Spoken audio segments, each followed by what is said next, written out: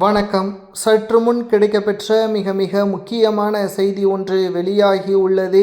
அனைத்திந்திய அண்ணா திராவிட முன்னேற்றக் கழகத்தின் பொதுச் செயலாளர் எடப்பாடி பழனிசாமியின் கதையை முடித்த தேமுதிகவின் பொதுச் செயலாளர் விஜயகாந்த் அவர்களது மனைவி பிரேமலதா விஜயகாந்த் அவர்கள் திமுகவுடன் கூட்டணியை இன்று உறுதி செய்துள்ளார்.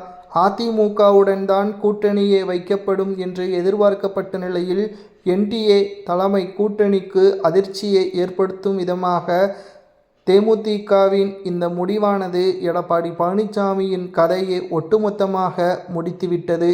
என்ன காரணம்? விஜயகாந்த் அவர்களது மனைவி பிரேமலதா அவர்கள் தேமுதிகவின் அனைத்து அதிகாரங்களையும் தற்பொழுது தனது கட்டுப்பாட்டில் வைத்து கொண்டு விஜய் அவர்களுக்கு ஆதரவு கொடுப்பாரா, அதிமுகவிற்கு ஆதரவு கொடுப்பாரா என்று எதிர்பார்க்கப்பட்ட நிலையில் யாரும் எதிர்பாராத ஒரு தகவலை இன்று அதிகாரப்பூர்வமாக வெளியிட்டுள்ளார். திமுகவுடன் கூட்டணி என்பதையும் இதற்கு எடப்பாடி பழனிசாமியே முழுமையான காரணம் என்பதையும் அறிவித்துள்ளார். திமுகவுடன் கூட்டணி அமைப்பதற்கு முக்கிய காரணம் அதிமுக ஒற்றுமையாக இல்லை. ஓபிஎஸ், சசிகலா இவர்களது ஆதரவுகள் இல்லாமல் தென் மாவட்டங்களால் அதிமுக வெற்றியடையாது. தோல்வி அடையக்கூடிய கூட்டணியில் எப்படி சேர முடியும்? நிச்சயமாக மக்கள் மத்தியில் வரவேற்பு இருக்கக்கூடிய கட்சியின் தலைமையை ஏற்று மக்கள் மத்தியில் ஆதரவுகளை திரட்டி திமுகவுடன் கூட்டணியை வைப்பதுதான் எங்களது முடிவாக அமைந்துள்ளது என்பதை பிரேமலதா விஜயகாந்த் அவர்கள் தெரிவித்துள்ளார். ஒருவேளை ஓபிஎஸும் சசிகலாவும் அதிமுகவில் இணைந்திருந்தால் நிச்சயம் திமுகவுடன் கூட்டணியை பிரேமலதா அவர்கள் வைத்திருக்க மாட்டார். இதனால் இரண்டாவது முறை நிச்சயமாக ஸ்டாலின் முதல்வராக பொறுப்பேற்றிருக்க முடியாது.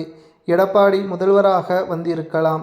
ஆனால் தற்பொழுது பிரேமலதா அவர்கள் திமுகவுடன் கூட்டணி வைத்திருப்பதால் நிச்சயம் அது மிகப்பெரிய அளவில் அதிர்ச்சியை ஏற்படுத்தும் வகையில் மாறிவிட்டது.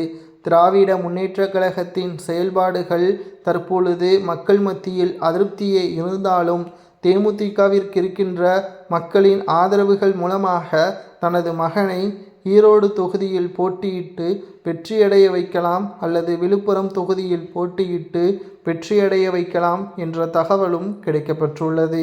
ஆனால் எடப்பாடி ஓபிஎஸ்ஸையும் சசிகலாவையும் இணைத்திருந்தால் நிச்சயம் சசிகலா அவர்கள் நிச்சயமாக அதிமுகவில் ஆதரவுகள் இருப்பதை மையப்படுத்தி தேமுதிக அதிமுகவின் தலைமையே கூட்டணியை உறுதி செய்திருக்கும். ஆனால் இப்பொழுது திமுகவுடன் கூட்டணியை உறுதி செய்ததால் எடப்பாடியின் கதை முடிந்துவிட்டதாக